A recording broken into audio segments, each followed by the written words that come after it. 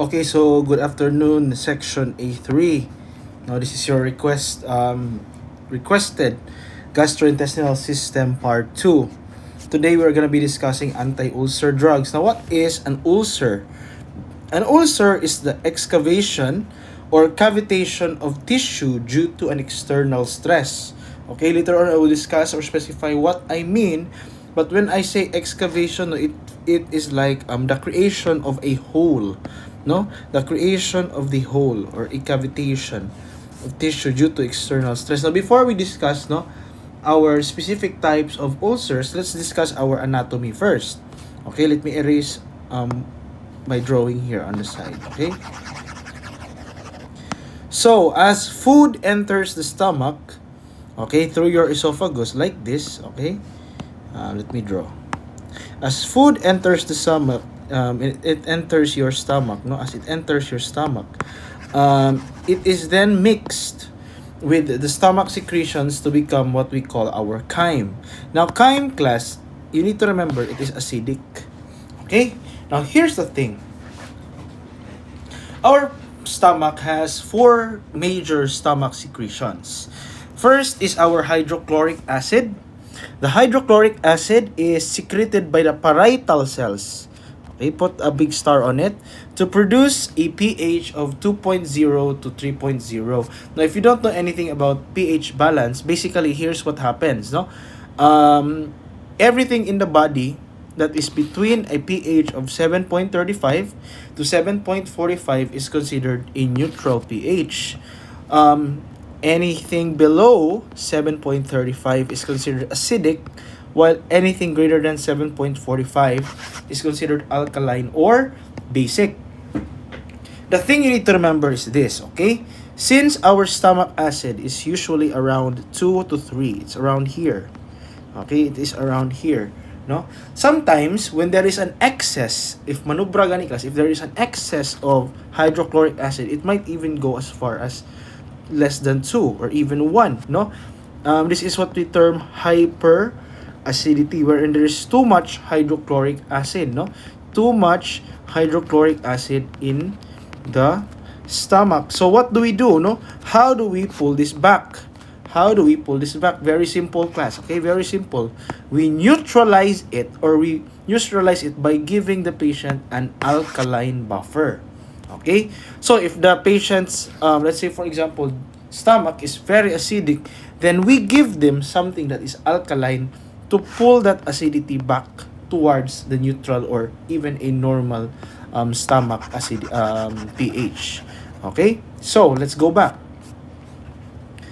The purpose of your hydrochloric acid is obviously to break down food in the stomach, okay, into smaller pieces. This is called your digestion.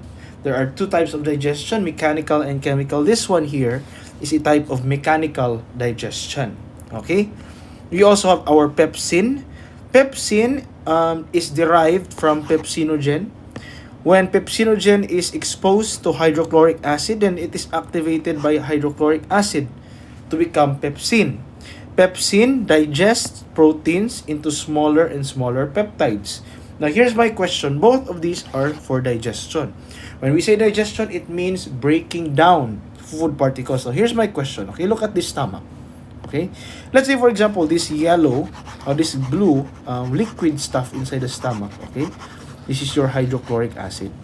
That is your hydrochloric acid. Now, here's my question, and you have to answer it, no? Even if I am not looking at you right now, no? Answerin in your class, okay? Will the acid be able to break down the stomach layers? Will the acid be able to break down the stomach layers? Yes, okay? If there is too much acid, class, these stomach layers eventually will become thinner and thinner. It will become thinner and thinner. Okay? Eventually, they will become thinner and thinner until they are so thin, no? They are so thin like this, okay? It is full of acids now. Wait. Like that. If it becomes so thin, no? There is a chance that it might, what we call, rupture. Pack. Okay? It might rupture and the contents of the stomach go out into the peritoneum. Now, initially, no, when it becomes thinner like this, okay, If it becomes thinner like this, that is what we call an ulceration. Okay? But if it opens up, if it breaks, no, and the insides leak out into your peritoneum, then we call that our perforation or perforated stomach. Okay? So that is the reason why, no, ulcers happen, because the acid, listen to me ha, the acid will digest the stomach layers. They will digest the stomach layers in a process called autodigestion. Okay? Autodigestion, wherein the stomach itself is being digested by our own hydrochloric acid. So, what do we do? What do we need to do to prevent this from happening? Very simple, class, no? Our body is very smart, very perfectly created, no, by our creator. And as such, there is a production of what we call our mucus. Okay? There is a production of what we call our mucus. Now, the mucus is a thick layer that protects the stomach lining from damage, specifically from damage from acidic chyme and pepsin. So, what this mucus does is very simple, because it will line, no? It will cover the surface of the stomach, okay? So that the hydrochloric acid cannot digest the layers of the stomach. So that the hydrochloric acid stays within, no, where it's supposed to be, no? Now, here's the thing. Sometimes, class, there are patches, no? Areas wherein there is little to no mucus. Now, like this, no? Look at this, like that area, no? There's no mucus here. Wala yung mucus there, no? So, let's say, for example, there's no mucus there.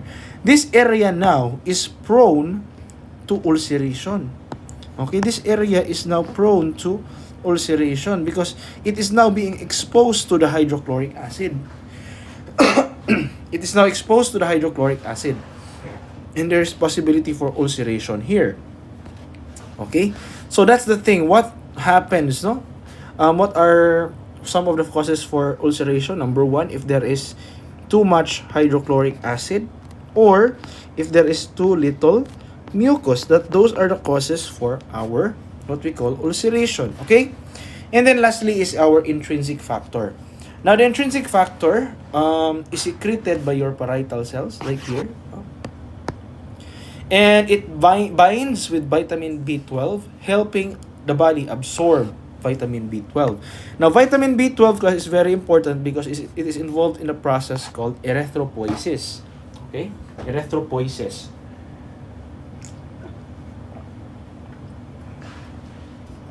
Erythropoiesis is also known as your production of red blood cell, or actually blood products in general. If there is a decrease in vitamin B12, then there will also be a decrease in RBC production. So there will be possible for anemia, no?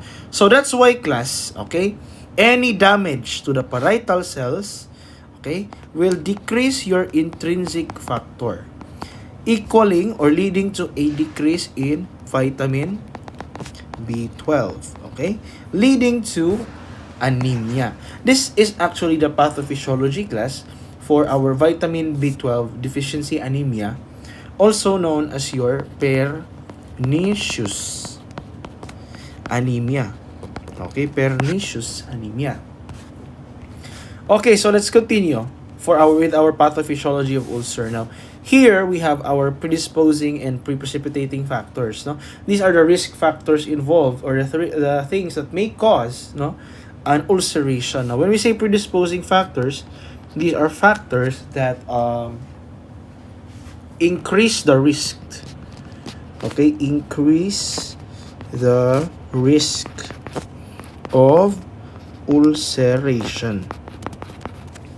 While precipitating factors, these are factors that trigger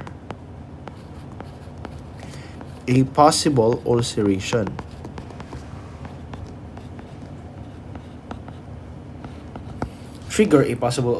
Now, here we have a few predisposing factors. First and foremost, no, smoking, genetics, stress, and diet. If you have a bad genetics, or if you are very constantly stressed, or if you have a bad diet, then it increases the risk for ulceration. However, triggers for ulceration are very common, and there's mostly two. Okay, our NSAIDs use, no, or NSAID use. It's because if you remember, NSAIDs block COX1 or cyclooxygenase 1 blocked. Okay, and if you block that class, if you block that, no, there is a destruction of mucus, leading to an increased ulcer risk.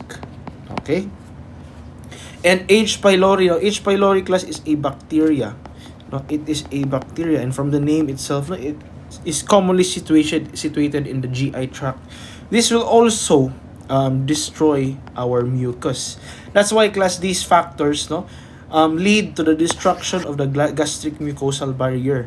This will decrease the patient's mucus levels. Okay, and for on the other side, no, these predisposing factors lead to a hypersecretion of gastrin and hydrochloric acid, leading to an increase in acids, di ba? Hydrochloric acid, as I've seen here before. Gastrin is a hormone that causes the activation of the parietal cells. So now we have our two causes, no?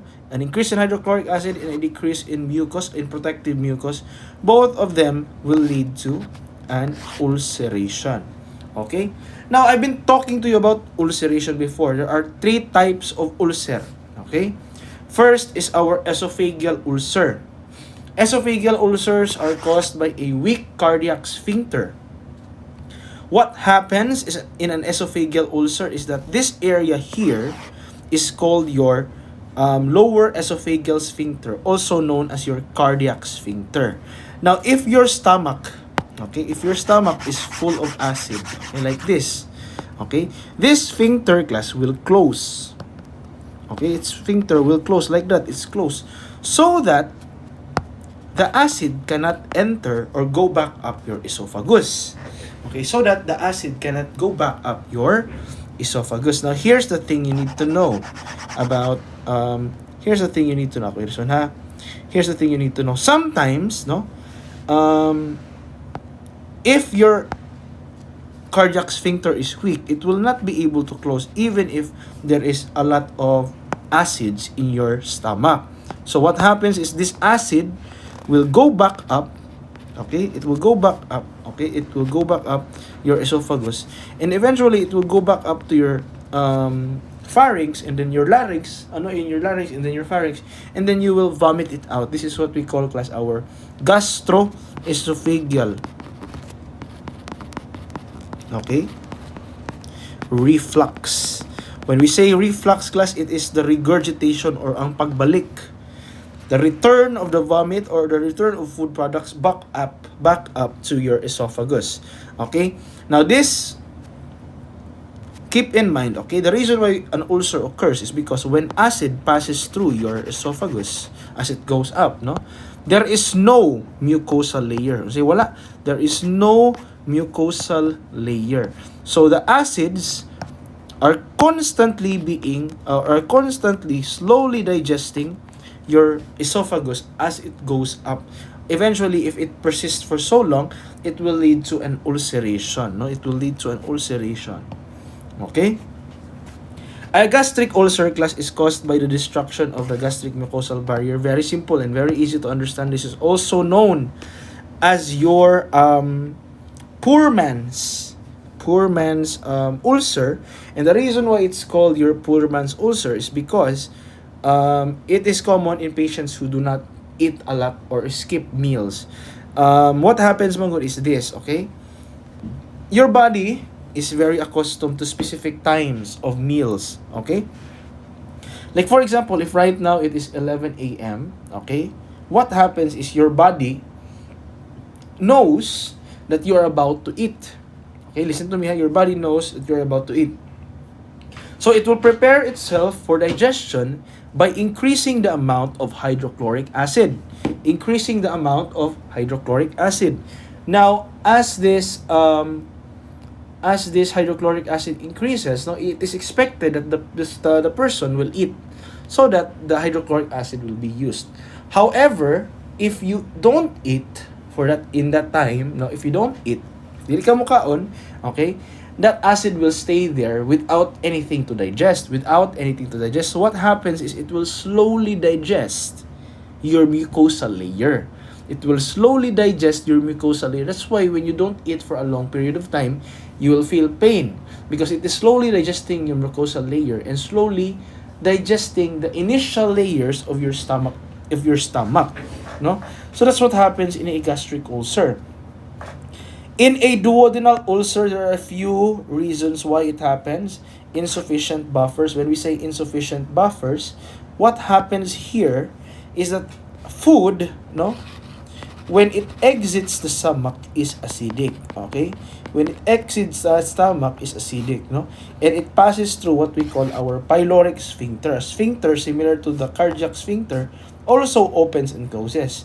Now, as the food enters your duodenum, okay? As the food enters your duodenum will secrete bicarbonates, HCO3, okay? Bicarbonates. Now, kanang bicarbonates kasi they are alkaline. So they will turn your food, okay? They will turn your food alkaline. That's normal, ha? This is normal, okay? So, because the food is alkaline, it no longer poses a threat against the walls, no? However, if there are insufficient buffers, let's say for example, there is not a lot of hydrochloric acid, then your food remains acidic. Your food remains acidic. Okay? And now, since the acid is in the duodenum, the thing you need to remember is there is also no mucus in the duodenum. Meaning to say there is no protection against acidic digestion in your duodenum. So this food or this chyme will slowly, slowly digest, no, the duodenal layers. This is the reason why duodenal ulcers are often called, no, rich man's ulcer, because they are common in patients who are either eat a lot, and because they eat a lot of food is passing through their duodenum. Eventually, their stock of bicarbonates will run out. No, it is also due to a defective pyloric sphincter, and because of the defective pyloric sphincter, sometimes it will not be able to close. No, the pyloric sphincter is not able to close, and since the pyloric sphincter is not able to close, most of the food will just enter your duodenum. It will enter your duodenum, and remember, even if there is hydrochloric acid, or even if there is bicarbonates, no, sometimes if there is too much food, it will not be enough to neutralize the acidic chyme, and hypermotility in such cases, such as in diarrhea, no. So these are the three types of gastric ulceration, also known as our peptic ulcers, no. These are our three types of peptic ulcers, okay? Three types of peptic ulcers. So this is what I mentioned before, class GERD, okay? GERD, no? This is a normal example of GERD, gastroesophageal reflux disease. If there is too much acid, okay, your esophagus and your cardiac sphincter will close, preventing the acid from entering your esophagus. But if you have GERD, your cardiac sphincter is very weak, so the acid tends to go up the esophagus and then is then vomited, no. This is once the acid, no, when the acid is around this area here, it might cause what we call pyrosis, okay, also known as heartburn.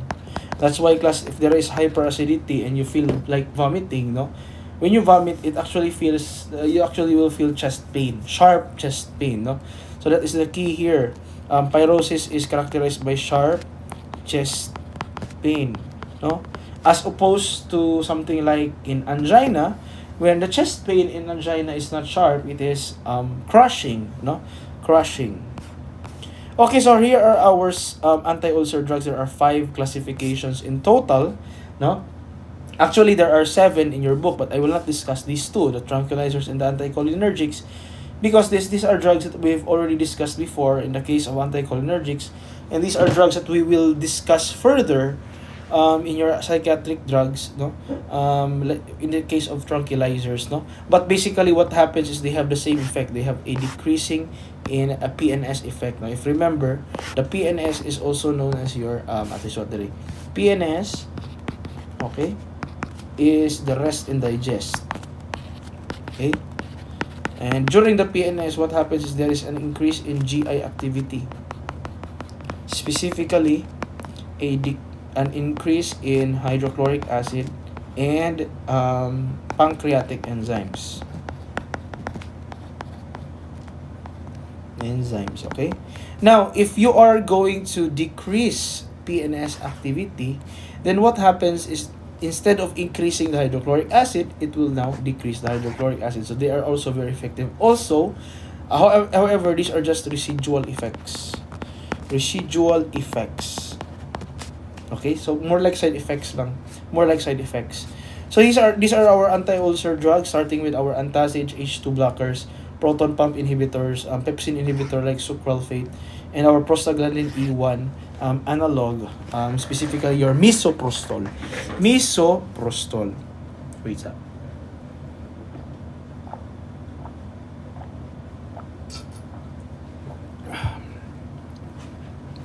Okay, so let's start.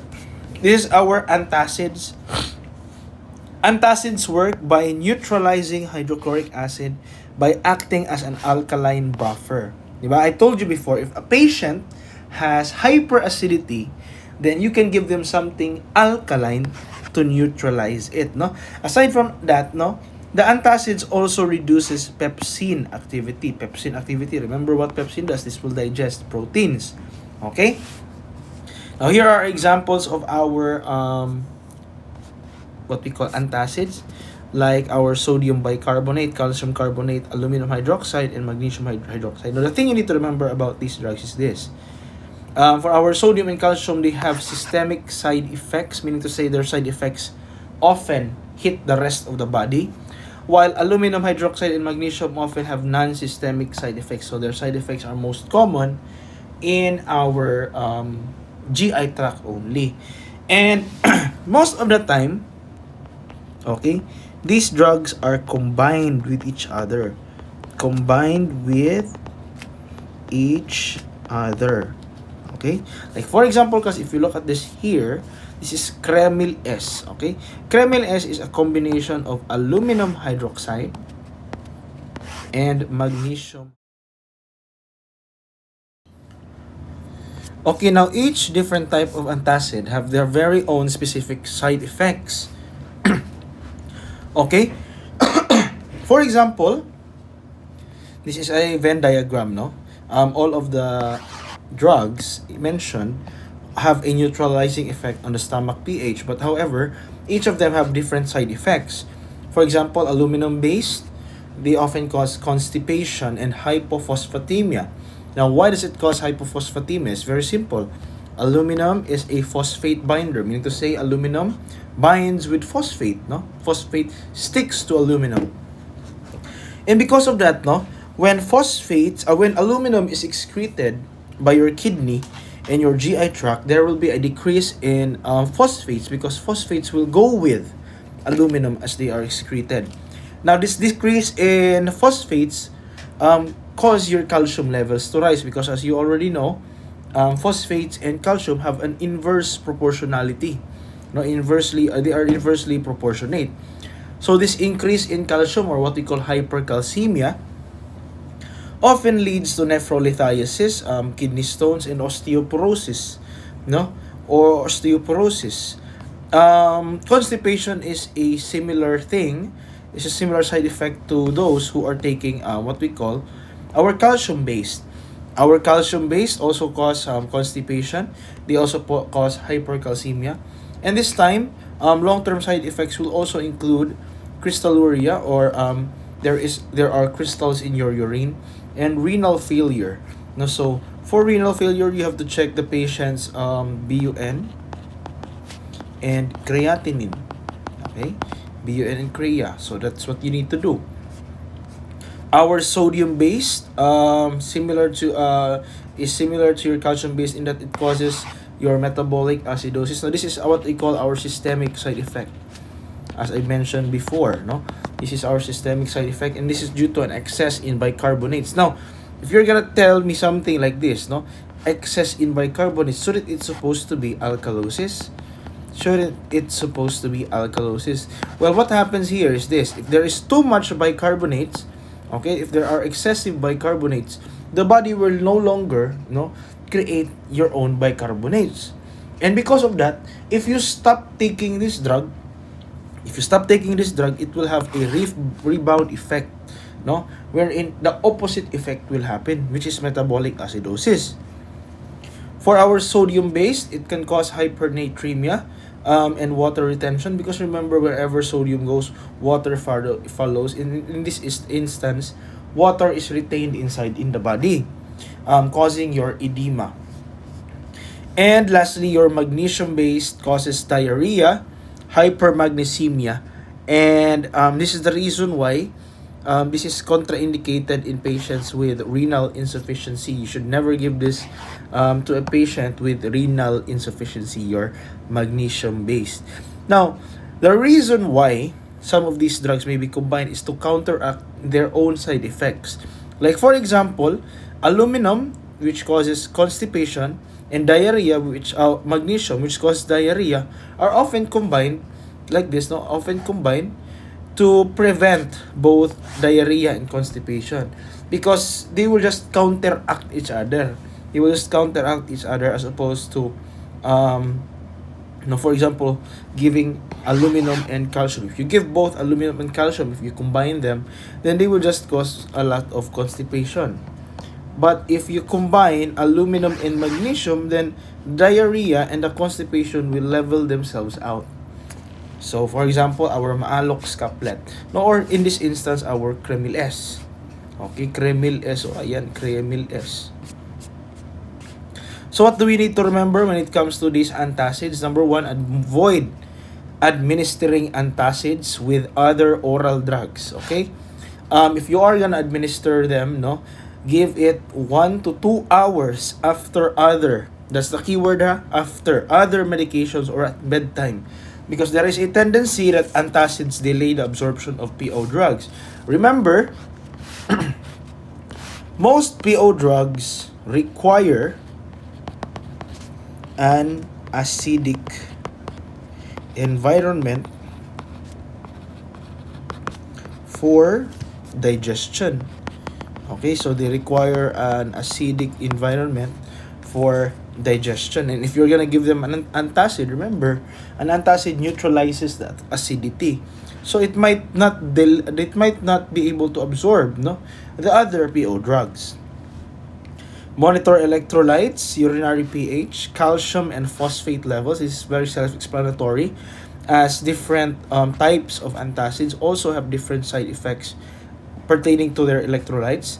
Instruct the patient to drink water immediately after taking antacids. Now, here's the thing, okay?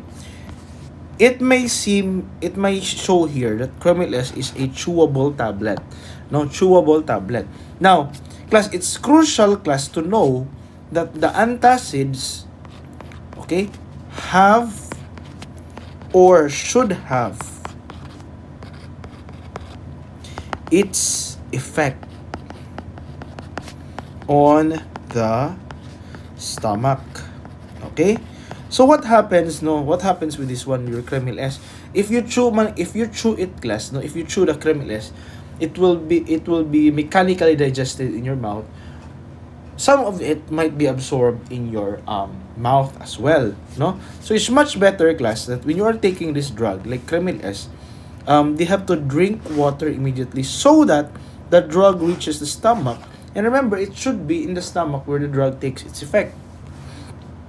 Okay, instruct the patient to avoid taking antacids with milk or foods high in vitamin D, because these foods that have milk and vitamin D increase your overall calcium levels. And remember, most of your drugs, like for example, your calcium-based and your aluminum-based, cause hypercalcemia. So if you add more calcium to the patient with hypercalcemia, then there will just be an increased risk, There will just be an increased risk for calcemia, hypercalcemia. What else? Encourage a sodium-restricted diet for sodium-based antacids. This is to prevent hypernatremia. Now, what are sodium-rich foods? So you have to restrict, sodium-rich foods. Like for example, processed foods. Okay. What else? Canned goods. No, what else? Preserved foods. Ayan. Instruct the patient that antacids should be taken in moderation. No, most of our antacids class are usually sold over the counter, meaning to say non-prescriptive. Okay, non-pres. Yay. Prescriptive. However, some people tend to abuse this. No, so it should be taken no longer, no greater than 2 weeks. If more than 2 weeks class, it should be prescribed by the doctor because dosing is of importance. Okay, dosing is of importance. Why? Because remember, there's a risk for specifically electrolyte imbalances. Okay? Avoid food and beverages that can cause gastric irritation. Basically, no, avoid cash. What's cash? C stands for caffeine, A alcohol, S spicy foods, and H high cholesterol foods. These are all the foods that are gastric irritants. Okay, so avoid these foods at all times. Okay, when you are taking your antacids. Next is our histamine 2 blockers. Now normally, no, listen to me. Okay, normally when you are taking a histamine 2 blocker, okay, here's what happens. Oh no, normally in the body, here's what happens. Okay, wait, now normally class, now let's say for example there is food in your table na.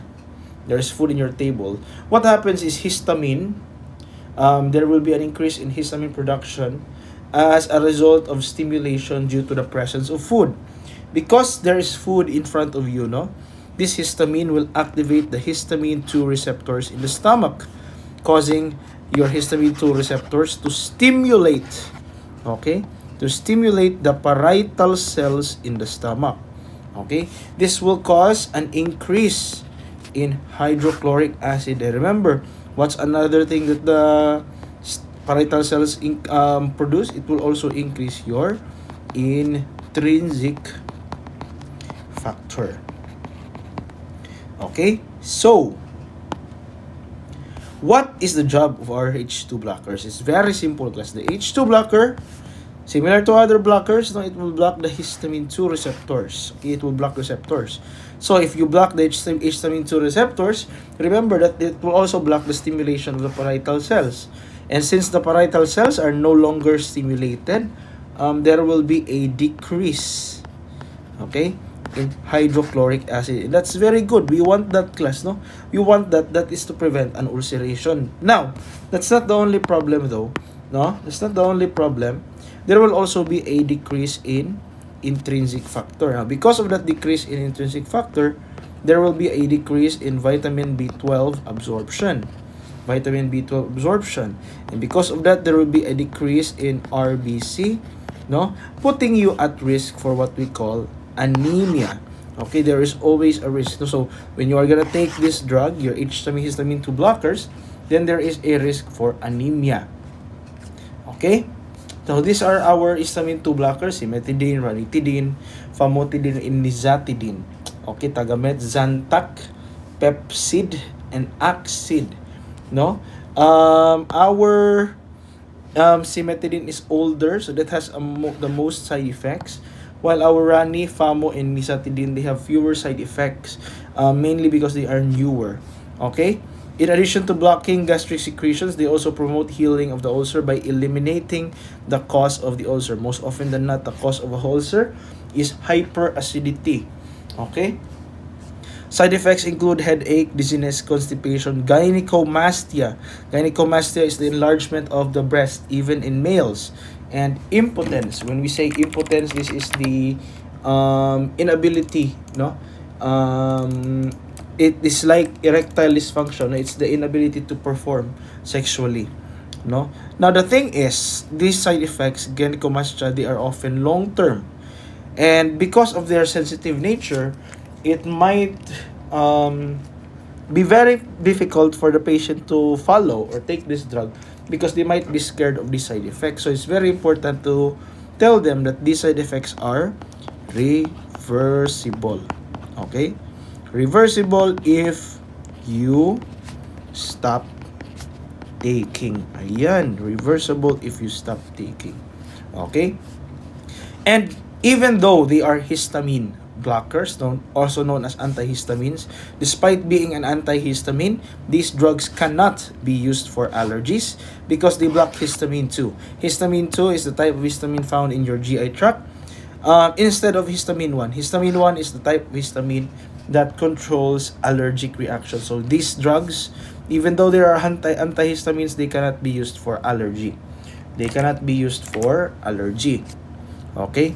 So what do we need to consider when patients are taking these drugs? Number one, advise the patient to avoid smoking and caffeine because smoking and caffeine increase hydrochloric acid production.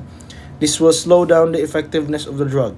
Okay? If taken with an antacid, this must be taken with a 1-hour interval. It doesn't matter if it is before or after. Ang importante lang is there is a 1-hour interval. Okay? Ideally, it should be after. No, after. Okay? So you take the H2 blocker first and then the antacid. Instruct the patient to avoid driving or operating heavy machinery because these drugs tend to cause dizziness, as I mentioned before, headache, dizziness, and constipation. Okay, so it might cause dizziness. Instruct the patient to eat foods rich in vitamin B12 like red meat, fish, and liver products, no? Because vitamin B12 absorption may be impaired as intrinsic factor production may also be blocked or decreased. As I mentioned before, there will be a decrease in intrinsic factor. Diba? Intrinsic factor. And because of that, there will be a decrease in what? Vitamin B12, also known as your cobalamin. This will cause a decrease in RBC production, also known as your anemia. Okay? Or pernicious anemia in this instance. So what else, no? We need to promote small, frequent feedings. This is to prevent indigestion. Indigestion is the inability to digest. So ideally, it should be 5 meals a day, not 3. Okay? 5 meals but small portions of meals. Ideally, it should be small portions, no? And around 1 to 2 liters of water per day. What else, no? We have to take this 30 minutes prior to eating a meal, no? Because 30 minutes prior to eating a meal is when the hydrochloric acid is at its lowest concentration, no?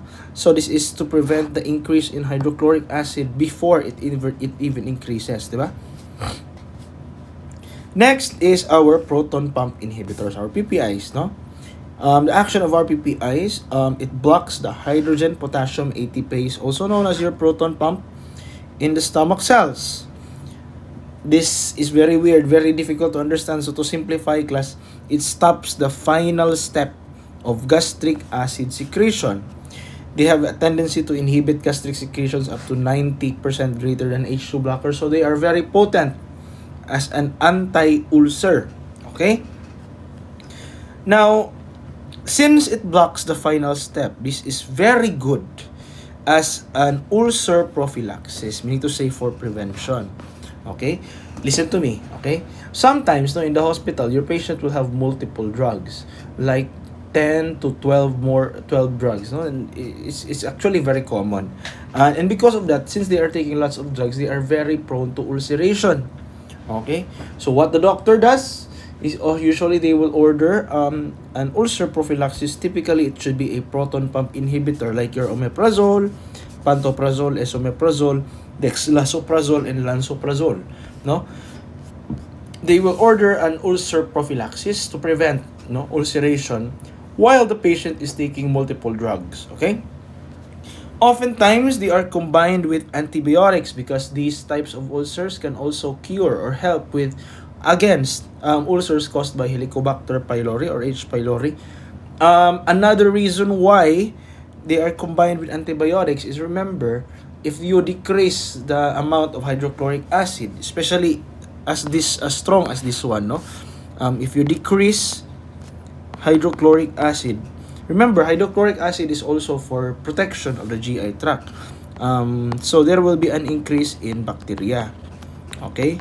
So it's very nice to give proton pump inhibitors with antibiotics because this is to prevent bacterial infection.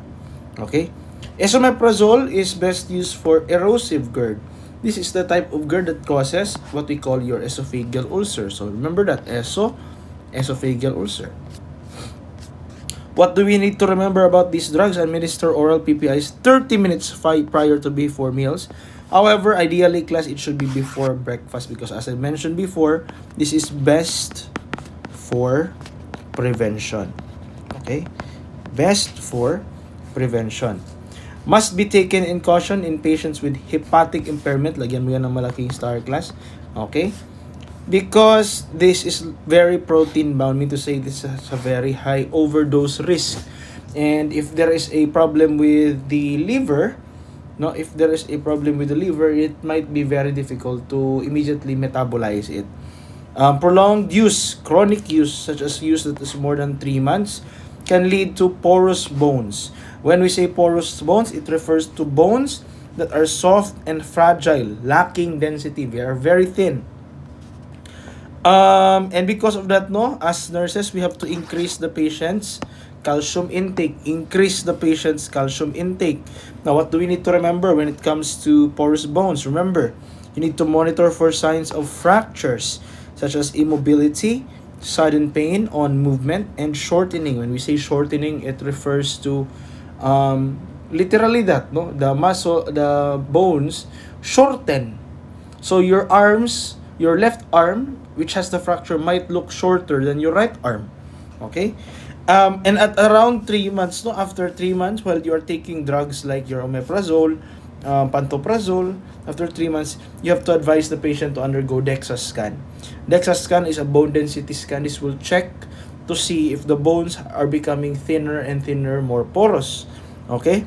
And then watch out for GI infections because a decrease in hydrochloric acid can lead to an increase in GI bacterial content. As I mentioned before, this is the reason why we give with antibiotics, often combined with antibiotics. Next is our sucralfate. Okay? Sucralfate, class, is classified as a pepsin inhibitor or Okay, so it's called a pepsin inhibitor or a mucosal protective inhibitor, protective drug. This is a post-ulcer medication. Meaning to say, this is very good. You can use this if the ulcer is already present. You should not do this if there's no ulcer yet. So this is ideal for recovery. When we say recovery, if you already have an ulcer and you want to recover from that ulcer, then we give our sucralfate. Okay, so it's recovery post-ulcer. Now, why? Why is it good for recovery? It combines with proteins to form a viscous substance that covers the ulcer and protects it from acid and pepsin. So basically, this covering will promote the healing of the ulcer. Now, look at this picture. Okay, those are 2 stomach ulcers. Okay, those are 2 gastric ulcers. Now, remember that your stomach is filled. It is filled with hydrochloric acid at most times. Okay, it's filled with hydrochloric acid. Now, because those ulcers are exposed to this acid, they will further erode. Magsigira na sila. It will further erode. It will further become worse and worse until it eventually ruptures and perforates. Okay, so what your sucralfate does is very simple, class. It will provide a covering. Okay, it will cover up your ulcer. Okay, how does it know, sir, to cover the ulcer? Actually, class, it doesn't cover the ulcer. It doesn't just cover the ulcer. It covers, or it provides another layer for your entire mucosal layer. But basically, when you cover your ulcer like this, okay, when you cover your ulcer like this, it is no longer being exposed to the hydrochloric acid. Therefore, it will not deteriorate, it will not erode even further, and then it will give time, it will allow us to recover our one ulcer. It will recover from our ulcer, no? So, what do we need to do? What do we need to remember? If given with antacids, they should be given at 30-minute intervals before or after sucralfate if given with antacids. However, we should never give it with antacids. So that is the ideal. Okay, that's ideally, no? If there is no choice, if the protocol tells you that you need to give it with antacid, then give it with antacid, but give it with a 30-minute interval before or after. However, ideally, it should not be given with antacids because they have their side effects would counter each other. Watch out for constipation. This is a minor but common side effect. Advise the patient to have a dose adjustment of their daily fat-soluble vitamins. Fat-soluble vitamins such as your vitamin A, D, E, and K, your ADEC, di ba? What you need to do is you need to increase their dose. Okay, you need to increase the patient's dose of vitamins because sucralfate decreases the absorption of fat-soluble vitamins. So, you need to increase their dose in order to compensate for that lack, no, or that decreased absorption. What else? If given standalone, this must be given on an empty stomach. Lagyan mo yan ng malaking star, okay? This is when this is the time where there is lowest acidity concentration, so it's very effective when it comes to that.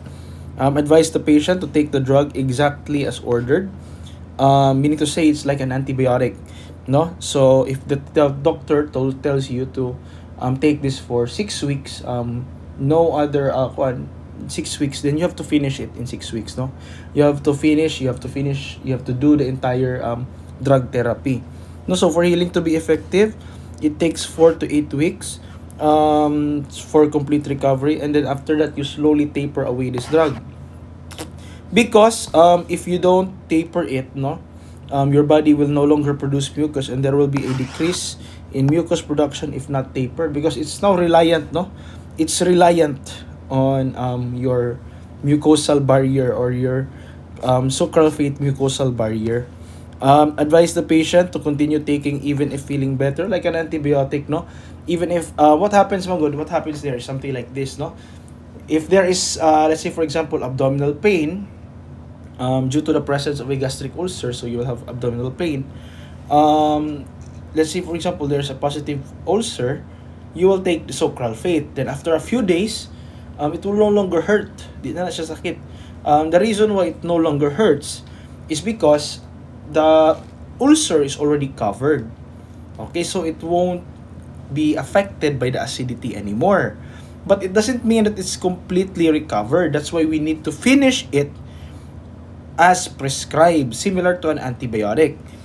Increase fluids, dietary bulk, and fiber-rich foods to prevent constipation because constipation is a common side effect. And then lastly is to emphasize the need for cessation of smoking because smoking, specifically smoking ako ni butang dirig star class, no? It renders sucralfate ineffective. It renders sucralfate ineffective, and if sucralfate is ineffective, then it doesn't work. Di ba? Specifically, it interferes with sucralfate absorption and metabolism, no? Sucralfate. And then lastly, class, for our drug class, no, is a prostaglandin analog anti-ulcer drug. Now, what is a prostaglandin? Remember that the prostaglandin is an inflammatory mediator. Okay? Inflammatory mediator. However, it is also a gastric inhibitory neurotransmitter. Okay? And from the name itself, gastric inhibitory, no, it will decrease your hydrochloric acid production. Okay? And the reason it decreases your hydrochloric production is because it promotes the secretion of secretin and cholecystokinin. Okay? These two, no, will decrease hydrochloric acid and pancreatic enzymes, no? Okay. And now, aside from that, no, muna siya, that's the prostaglandin, no? We only have one drug, it's our misoprostol cytotec. Now, the action is it suppresses gastric acid secretion and increases the cytoprotective mucus, no? So, decrease your hydrochloric acid and increase your mucus, which leads to ulcer protection. Okay, protection from ulcer, di ba? Now, what you need to remember when it comes to cytotex, very simple class, no? When taking NSAIDs, remember NSAIDs can cause ulceration. Misoprostol can be used to alleviate ulcer risk. So, if a patient is taking aspirin, then you can give misoprostol alongside that aspirin because it can prevent the risk, di ba? Obviously, no? Number 2, and this is the biggest one that you need to remember, okay? Misoprostol cytotec, okay, is highly abortive. When I say highly abortive class, I mean that some people or most people actually buy this, no, buy this drug as a way to abort a pregnancy, no. So to the point wherein cytotec is actually being highly regulated. It's not being sold easily, no. So you need to verify for positive pregnancy. So how do you verify for a pregnancy? First is you need to do a pregnancy test. Okay, and after that, if it is positive, then you have to get an ultrasound or FHT monitoring. If it is positive class, then do not give this drug. Okay, if the patient is not pregnant, then encourage contraceptive use to prevent pregnancy. Okay, and then lastly, avoid cash. Remember cash, di ba? C is for caffeine, A is for alcohol, S is for spicy foods, and H is for what? High cholesterol foods, because these are gastric irritants. And the reason why is the biggest side effect for misoprostol